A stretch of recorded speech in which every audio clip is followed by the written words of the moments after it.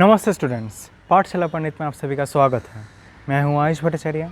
आज हम देखेंगे कि कॉन्ग्रुएंसेस कैसे सॉल्व किया जाता है। ठीक है, अलग अलग क्वेश्चंस पूछे जाते हैं कॉन्ग्रुएंसेस को सॉल्व करने के लिए। ठीक है, तो उन सारे क्वेश्चंस को सॉल्व करने का एक ही रास्ता है और ये है ये रास्ता। ठीक है, तो चलो एक एक करके एग्जाम्पल लेते हैं और देखते हैं कि उसे सॉल्व इस रास्ते से कैसे किया जा सकता है। तो जो पहला एग्जाम्पल है वो ये है कि 2x is congruent to 51 mod 8। 2x is congruent to 51 mod 8। ठीक है, तो याद रखो सबसे पहला स्टेप जो है वो है, हालांकि मैंने इधर नहीं लिखा है, वो ये है कि इसे हमें सिंप्लीफाई करना है। ठीक है, 2x अगर मैं इधर लिखूँ तो ये हालांकि रफ में कर देता हूँ मैं। 2x is congruent to 51 mod 8 का मतलब यही हुआ ना कि 2x mod 8 is equals to 51 mod 8। Correct, 51 mod 8। 51 mod 8 का आंसर क्या है? 2x mod 8 is equals to 8 5 जा 48 6 जा 48 49 50 51 3 mod 8। करेक्ट, 3 mod 8 हो जाता है। तो मैं फिर से मैं ऐसे लिख सकता हूँ 2x is congruent to 3 mod 8। Correct, इस तरह से मैं लिख सकता हूँ। तो एक काम करते हैं, सबसे पहले तो इसे सिंप्लीफाई कर देते थे। 2x is congruent to 3 mod 8। Alright, ये हमने सिंप्लीफाई कर दिया। अब नेक्स्ट स्टेप जो है वो ये कहता है, अब हमारा जो स्टेप्स है वो शुरू होगा। GCD of a and m ढूंढना है हमें। ठीक है, GCD of a and m. तो ए यहाँ पर जो फर्स्ट नंबर है उसे ए कहते हैं, चाहे तो मैं इधर लिख देता हूँ a is equals to 2। B हमारा 51 या इस केस में अभी 3 बन चुका है। ठीक है, b is equals to 3 and m जो है, ठीक है, m is equals to 8। So m is equals to 8. Fine. So 2x is congruent to 3 mod 8. तो इस केस में अभी GCD ढूंढना है a and m का। तो GCD first step is GCD of 2 and 8। ठीक है, GCD of 2 and 8 which is equals to 2 of course। Second step है GCD, क्या GCD is GCD divides B। ठीक है, तो क्या GCD डिवाइड कर सकता है B को? तो देखते हैं। तो GCD तो 2 है, डिवाइड कर रहा है B कौन है? B हमारे 3 है। क्या 2 3 को डिवाइड कर सकता है? ऑफ कोर्स नहीं कर सकता, तो ये हो गया फॉल्स। तो इस स्टेज पे ही ये फॉल्स हो रहा है, तो इट इज़ नॉट सॉल्वेबल। ठीक है, इट इज़ नॉट सॉल्वेबल। याद रखना, हर एक कॉन्ग्रुएंस सॉल्व हो ऐसा ज़रूरी नहीं है, उसके लिए ये स्टेप रखा जाता है। अगर ये स्टेप फुलफ़िल हो रहा है तो ही हमें आगे बढ़ना है। ओके, तो ये तो चलो फेल हो गया। नेक्स्ट एक क्वेश्चन देखते हैं जहाँ पर ये फेल होता है कि नहीं, ये हमें चेक करना है, और अगर पास होता है तो हमें पूरा सॉल्व करके भी दिखाना है। तो जो सेकंड क्वेश्चन है वो ये कहता है 4x is congruent to 26 mod 7। 4x is congruent to 26 mod 7। तो इधर हमें सबसे पहली बात तो सिंप्लीफाई करना पड़ेगा। तो मैं डायरेक्टली सिंप्लीफाई करें तो 4x is congruent to 26 mod 7। तो अगर हम सिंप्लीफाई करें तो ये बन जाएगा 7 3 जा 21 5 mod 7। करेक्ट, ये 5 mod 7 बन जाएगा। नेक्स्ट हमें क्या करना है? फर्स्ट स्टेप है GCD निकालना। तो GCD ऑफ 4 and 7 होगा, 4, 7 विच इज़ इक्वल्स टू 1, क्योंकि ये दोनों प्राइम नंबर्स हैं, को प्राइम नंबर्स हैं। सेकंड स्टेप चेक करना है GCD B को डिवाइड करता है कि नहीं। Is 1 divides 5। क्या 1 5 को डिवाइड कर सकता है? ऑफ कोर्स कर सकता है, तो ये हो जाता है true. So it is solvable.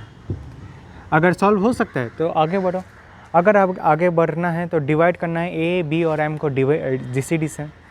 Therefore 1 है ना, तो 1 को अगर मैं डिवाइड करूँ तो एक ही चीज़ रहेगा। तो 4x को 1 से डिवाइड किया 4x रह गया, 5 को डिवाइड किया तो 5 रह गया, और 7 को डिवाइड किया तो 7 ही रह गया। चौथा स्टेप ये है कि हमें A इन्वर्स ढूंढना है, और वो कैसे ढूंढना है? वो इस तरह से 4A inverse is equal congruent to 1 mod 7। ठीक है, हमें इसका आंसर अभी चाहिए। तो इसका आंसर हमें कैसे मिलेगा? इसका आंसर हमें ये ट्रायल एंड एरर से हम पता लगा सकते हैं। तो 4A इन्वर्स -1/7, ठीक है। 4a इन्वर्स -1/7 अगर हम वैल्यू सब्सटीट्यूट करें तो कौन से वैल्यूज़ मिल रहे हैं वो हमें चेक करना है। तो a inverse is equals to, ठीक है, ये एक इंटीजर रहेगा, एक इंटीजर ही रहेगा ना। तो a inverse is equals to, अगर मैं 1 इधर सब्सटीट्यूट करूँ तो 4 - 1 3/7 ये इंटीजर नहीं रहेगा। अगर मैं 2 सब्सटीट्यूट करूँ तो ऑफकोर्स वो एक इंटीजर रहेगा। तो a inverse is equals to 2।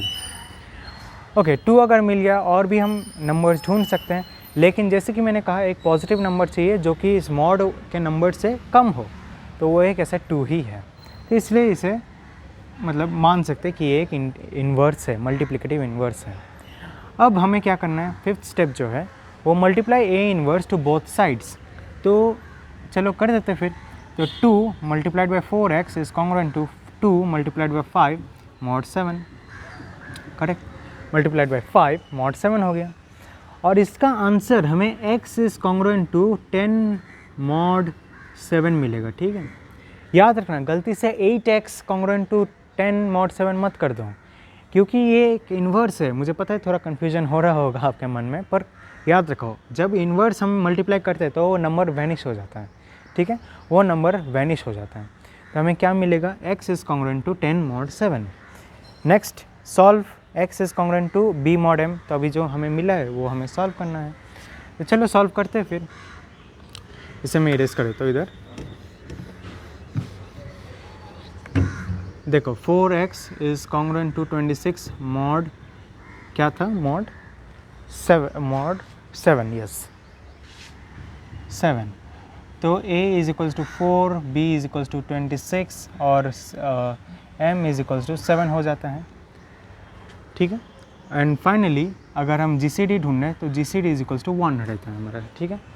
तो x हमें अगर सॉल्व करना है, x is congruent to b mod m, तो हम कैसे सॉल्व करेंगे, x mod 7 is equals to 10 mod 7, therefore x mod 7 is equals to 3, therefore x minus 3/7 होगा, करेक्ट, x minus 3/7 होगा। तो ऐसे हमारे पास कौन से नंबर से जो ये सेटिस्फाई कर सकता है, तो ऐसे हमारे पास है 3, करेक्ट, 3 - 3 इज इक्वल्स टू 0/7, तो 3 एक नंबर हो गया। नेक्स्ट अभी हमारे पास बहुत सारे नंबर्स आ सकते हैं, जैसे कि 10 भी एक नंबर है, देन 17 भी एक नंबर है, करेक्ट। ऐसे करके हमारे पास बहुत सारे नंबर्स अभी आएंगे। और पीछे भी हम जा सकते हैं चाहे तो 3 - 7 विच इज इक्वल्स टू -4, ऐसे करके पीछे भी जा सकते हैं और आगे भी जा सकते हैं। लेकिन हमें कौन सा नंबर चुनना है जो कि 7 से कम हो लेकिन पॉजिटिव हो। तो हमें 3 आंसर में मिल गया। और फाइनली हमें x0, ठीक है, number of solutions is equals to GCD। तो GCD हमारा क्या था, 1 था, तो नंबर ऑफ सोल्यूशंस कितने रहेंगे, इट इज़ इक्वल्स टू 1। याद रखना ये एक स्टेप है, GCD जितने सारे हैं उतने सारे सोल्यूशंस हमारे पास अवेलेबल हैं। तो number of solutions is equals to 1। Next हमारे पास क्या करना है, next x0 is equals to 3 लिख देना है, ठीक है, x0 इज इक्वल्स टू 3। तो इसी से हमें पूरा जो क्वेश्चन है वो हम सॉल्व कर सकते हैं। चाहे तो एक बार चेक कर लेते, ठीक है, इससे मैं इरेज कर देता हूँ। चाहे तो एक बार हम चेक कर लेते हैं कि ये सचमुच आंसर है या नहीं है, ठीक है। तो 4 मल्टीप्लाइड बाई x0 को हम x में डिवाइड सब्स्टिट्यूट कर देते 3, ठीक है। 4 × 3 is congruent to 26 mod 7, therefore 12 mod 7 is equals to 26 mod 7, therefore 12 mod 7 का आंसर क्या होगा, उसका आंसर होगा 5। और इसका आंसर क्या होगा, 7 × 1 = 7, तो 7 × 14, 7 × 21, इसका भी आंसर होगा 5, ठीक है। तो इससे हमें पता चलता है कि x0 जो वैल्यू हमें मिला है वो करेक्ट है, ठीक है। तो समझ में आ गया कि किस तरह से आपको सॉल्व करना है। ओके, अब हम और एक एग्जाम्पल देख लेते हैं, ठीक है।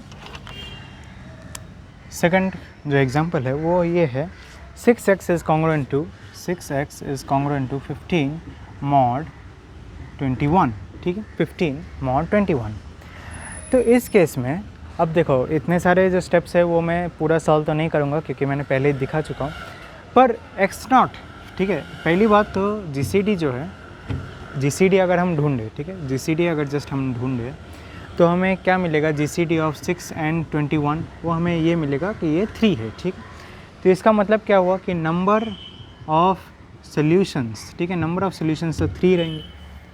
और अगर आप स्टेप बाय स्टेप सॉल्व करते रहे तो फिर एक्स नॉट जो है, एक्स नॉट जो हमें मिलेगा वो हमें मिलेगा 6, ठीक है, वो हमें मिलेगा 6।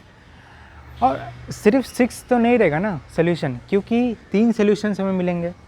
तो मैंने क्या बताया था, जो लास्ट स्टेप है उसकी ओर बढ़ना है। यहाँ तक आपको मिल जाएगा number of solution equals to GCD, तो 3, then x naught is equals to 6, x1 जो है, जो दूसरा सोल्यूशन है वो आपको मिलेगा x1 is equals to 6 plus 21 by d का मतलब है GCD, ठीक है, 21/3 which is equals to 6 + 7 which is equals to 13।